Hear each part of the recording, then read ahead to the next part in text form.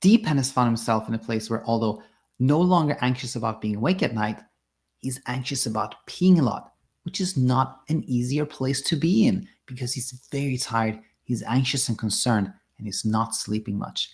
He is in a place of recovery that we call the whack-a-mole stage, where our anxiety shifts from one thing to the other, and it can seem as we're never going to find a place of peaceful sleep due to this frequent shifting. If this sounds familiar to you, I'm so glad you're here because we're going to see how to meet this phase and find ourselves in a place of peaceful sleep and peace of mind. And yes, I am going to explain the eye patch. Welcome to this episode of Mining the Comments, in which we're going to address the whack-a-mole stage. I'm Daniel. I'm a sleep physician turned coach and online educator. And before we get started, let's get the elephant out of the room. What's up with my eye patch? Yesterday, I was out running here in Eugene, Oregon, where I live, just very nearby, and I was actually enjoying the beautiful change of scenery as fall is here. It's a little bit cooler, but it was a bright day. There was these beautiful yellow leaves, falling down, and out of nowhere, as I'm running, I just feel this sharp pain right up here in the kind of upper inner part of my upper eyelid. And I know immediately what has happened because it's like this sharp sting and I feel something kind of fuzzy right there. I have been stung by, I don't know, bee, yellow jacket, whatever it is. And it's still there. And I'm like panicking. I'm like, I'm like, get out of there. I'm jumping and like doing this in my face. But I can't keep running because I don't want to stop. I got to keep going, So I get it out, but it's still really painful. And I keep running. And actually, pretty soon after that happened, I started getting into this the coach mode, if you will, where like this is really painful and I'm panicky, but I'm like paying attention to it and I'm like thinking about the pain and how my fear of the pain is probably amplifying it and these things. So anyway, I kept running and I thought that I was going to look immediately like Rocky Balboa with a big swelling here. And I felt like everybody was looking weirdly at me as I was running back. But when I came home, it was just mildly swollen, to be honest with you. But my wife told me there's something there that you need to take out. And there was indeed, like, the stinger was still there. And I plucked it out. But otherwise it wasn't too bad. But this morning it was quite swollen. I'll just show it to you. It's not super bad, but it's not that it's distracting, whereby wherefore I use this eye patch. So maybe the take-home message from that little incident is that we're all of us that are here, that are tuning in and listening, I think we're on this path within, like learning about ourselves and the human mind and our experiences.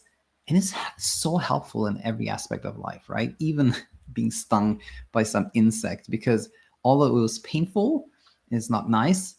When we don't add that extra layer of like thinking of it as a threat and just automatically gonna becoming caught up in a loop of like reacting to our own reactions and our emotions, so that like life becomes easier. So yeah, anyway, that's a little take-home message from that thing. But now let's get into the whack-a-mole episode. So this is mine in the comments. So we're gonna start with actually reading the comment that prompted this episode, and it is from I say Deepan. I hope I'm not saying that incorrectly, but Deepan said one day ago, and this is a comment to the episode with the thumbnail, the inner monologue. Daniel, please answer for once. And I try to do my best to answer every comment, but here is an answer, Deepan. I'm on and off like a yo-yo phase of insomnia. Previously, when I couldn't sleep, I used to go to urinate a lot, like I knew it was because I was anxious that I wasn't sleeping. Every 20 minutes I used the restroom, but eventually I used to get 3 to 4 hours of sleep once I calmed it down. But with my recent speed bump, the problem is I feel, or I know, I'm not anxious about not sleeping, but more anxious about the restroom trips. So even when I'm falling asleep, I wake with an urgency to use the restroom. The anxiety has shifted from sleep to using the restroom. Now I don't understand what I'm supposed to do. Like, I haven't slept in 3 days. Could you help? Is it normal? I know it's not a health issue because during the day, I don't use the restroom every 20 minutes. It's only the nights I'm not sleeping. I almost have 10 to 15 restroom trips. Please, I'm tired. So firstly, Deepan, of course, sorry this is happening to you, that you're tired and you're obviously concerned about this, but I'm glad you asked so we get a chance to learn together from your experiences. And so the way we're going to structure this today is we're going to look at the motor of insomnia, because that's going to really highlight what drives the inner struggle. And then we're going to talk about the token shift, and then what to do when we've been in this whack-a-mole stage. So let's start with the motor of insomnia. It's going to be familiar for a lot of you, but worded slightly differently, and I think it's really, really helpful. So this is how insomnia happens. There's some type of stress in our life, and that leads our mind to this like threatened state of like higher alert, vigilance, wakefulness, readiness, and part of that, part of the threatened state is wakefulness. We sleep less, we're more awake at night. All this, as you can see, is completely like physiological, practical, normal, typical. It happens to us all the time. Nothing strange or unusual about this. But there is this thing that can happen that we call tokenization. And that is when an object or an experience becomes identified as a threat. Now, let's say we were in this situation, something happened, or we're a little bit on edge, we're on the lookout, our mind is in the threatened stage, and we're awake at night, and wakefulness becomes misidentified as a threat. It becomes tokenized. You start to think not sleeping at night is not only just some typical thing that happens when we're stressed, but that it shouldn't happen, that it's abnormal, that it means something is wrong with us. Right now, wakefulness has become tokenized. We start to think of it as a threat. Then what happens when we're awake at night is that it puts our mind even more in the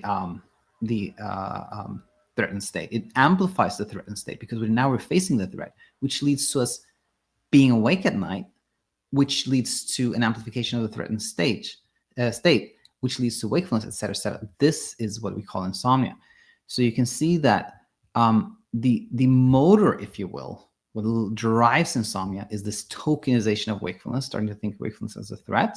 But being awake at night is, of course, not the only thing we experience when our mind is in the threatened state. In fact, when our mind thinks that there's some threat, it will produce a lot of thoughts, problem-solving type thoughts, like, what if it's this? What if this happens? What is that like to prepare us, to suggest things like, should we do this? Should we do that? Like, what should we do next? Right? Those are thoughts. We have emotions. We can be very scared and anxious. We can be angry. We can be sad. All those are safety emotions that come from the threatened state. And we can have behavior shifts. We can have somatic experiences like the palpitations, breathing fast, etc. So, my point here is that although the motor in insomnia is this tokenization of wakefulness, we experience many facets of the threatened state. And this will be really helpful as we move forward here. Now, the threatened state again has many facets. And I said, I think I said this, I'm just repeating myself, but just one more time. The motor of insomnia is wakefulness, but we experience many aspects of the threatened state when we have insomnia, right? So that concludes the first part. And now we're going to look at what I just called a shift here. So imagine this. Imagine all the things that we can experience that we have when we have insomnia. We talked about the thoughts, the emotions, and the many facets of the threatened state. And one somatic experience that we have when we're nervous, when we're anxious, when our mind is in the threatened state, is that we pee a lot, right? Many of us experience this. Like, we have a big presentation, we have a talk, and we're like, I gotta pee. And then we're like, I gotta pee again, right? Peeing a lot is just, I think it's kind of a preparedness thing from our body. It's like, something's gonna happen, let's prepare by like peeing, like, so we're ready, right? Now, imagine this, that although frequent urination is a product of the threatened state, it's expected. So we can see how it's very expected that we have frequent urination as part of insomnia because it's part of the threatened state, right? And before we get to the shift, one more thing I point out is like another feature of the threatened state is, of course, that it monitors for other things to keep us safe from, right? When our mind is in like the threatened state, it's not only focused on the one threat at hand, which is the main focus, but it's also like, what else? What else should we keep ourselves safe from? What else is going on, right? This is another feature of the threatened state. So when our brain is understanding that wakefulness is not a threat, thanks to education, thanks to exposure, thanks to self-kindness, and everything we learn here, what so often can happen is that, okay, wakefulness is not a threat, but what else is? The brain's like, but what else is? What else is going on? And as we're peeing a lot, it can be like, this is a problem. You're peeing a lot. What's happening now, of course, is that peeing frequently is becoming tokenized. Peeing frequently, which is typical, a normal response when we're nervous and stressed, is becoming tokenized, something we think as a threat, as a danger, as something that shouldn't be happening. And when peeing often becomes tokenized, what happens is that leads to the threatened state now, right? Because that's seen as a threat. So when that happens, when we're peeing a lot, our brain goes like, oh my gosh, this is it. This is a threat. We're facing it now. It elevates the threatened state of the mind, which leads to peeing often, which leads to maintenance of the threatened state of the mind, which leads to peeing often. And what you're seeing here is like the motor has changed from insomnia, right? In insomnia, tokenized wakefulness was like the motor. Now the motor has shifted. Now the motor is tokenization of frequent peeing. But of course, as our mind is in a threatened state, like we'll again experience all the facets of it, including the worry thoughts, the difficult emotions, the somatic experiences, and everything else that comes from the certain stage. All of the motor has shifted. So we now experience a new version of the inner struggle that we call overactive bladder, is what we would probably be diagnosed with in kind of the mainstream system.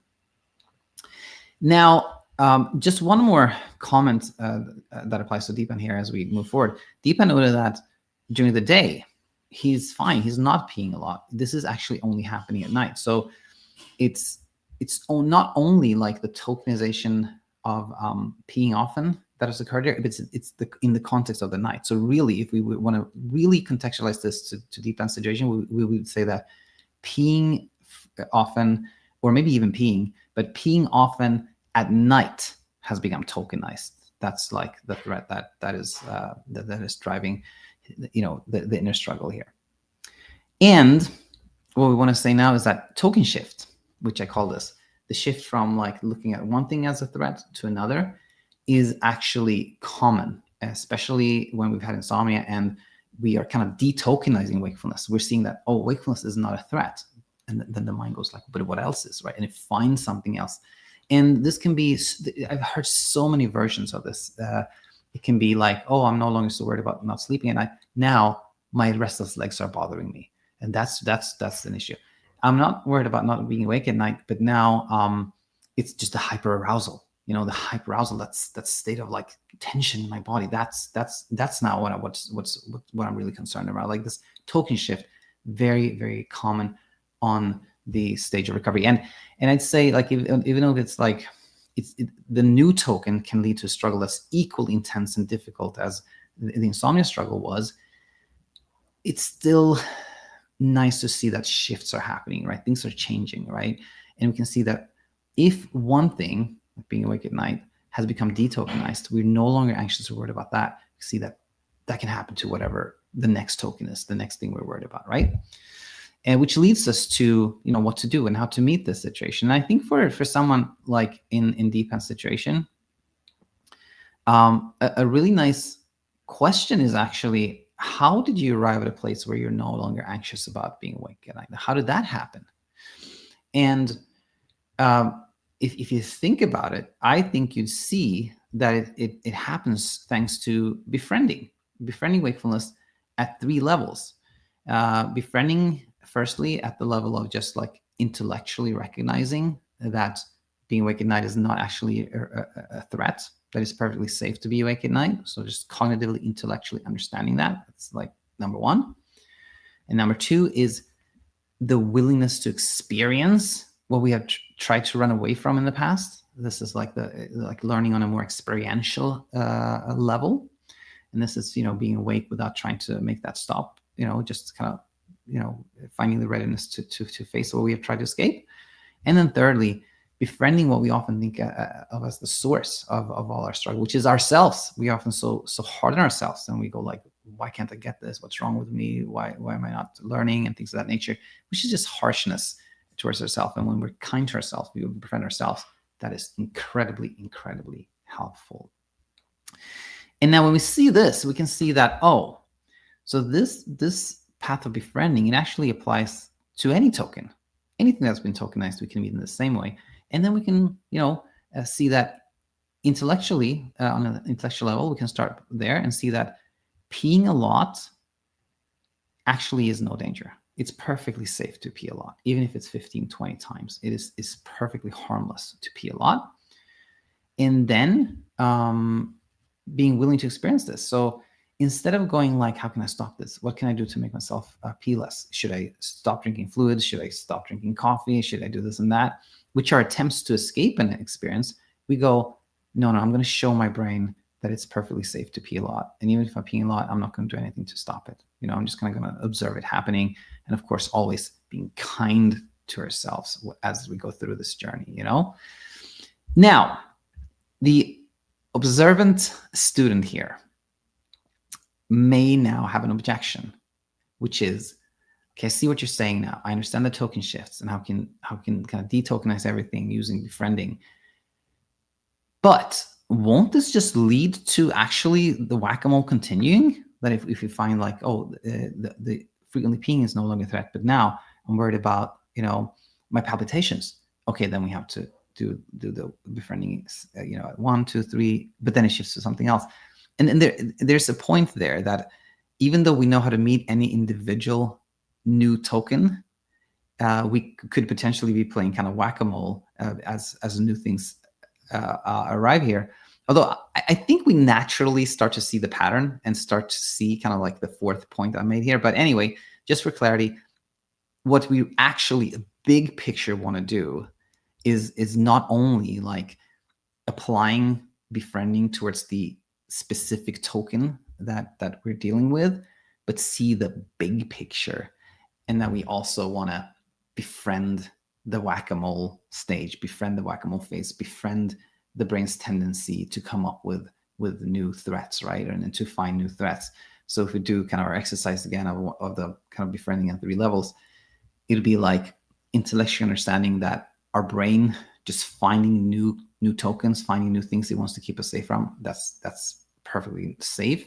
And B, not trying to stop the brain from trying to make us believe that things are threatening, and always be kind to ourselves. So applying this to the big picture, to the whack-a-mole stage in itself, really, really helpful. And that leads us where we want to be. Now, if you watched so far, I actually have one more bonus insight with you, which is the following. That this kind of whack-a-mole tendency of the brain is something we all experience. It's a common feature of daily life. In daily life, there are things that we're all worried about, concerned about, think about, right? And when that particular thing that you're worried about this day in your life, or this part of your life, when that is resolved, that does not lead us to a place where we're like, okay, now the brain is just like, there's nothing for you to worry about. No, it always comes up with something new. There's always going to be something on our radar, because that's just what our brain does. It is a survival machine. It wants to keep itself. It'll always look for something to kind of worry about, problem shoot, fix, etc., etc. And I do think that what we want to do is, again, like befriend this whack-a-mole tendency of our brain, and when we no longer think it's strange or unusual, when we're just like, yeah, my brain wants me to worry about this thing, and now it wants me to worry about this thing, and we just like let it do its thing, not interfering, just being kind to it and ourselves, then life gets more and more peaceful for us. Hope this made a lot of sense to you, Deepan, and everyone else tuning in. Let me know in the comment section what you thought, and see you next time. Bye now. Hi, it's me, Daniel, and I hope you really found a lot of value in the video you just saw. Now I have a question for you. Did you hit the like button? Did you leave a comment? If not, then please consider that, because that is what leads to people finding us, finding peaceful sleep and peace of mind and feeling like themselves again, and all the other wonderful things that come from understanding what insomnia is really all about. So yes, just hit that like button, leave a comment, and that will help so much. Thank you.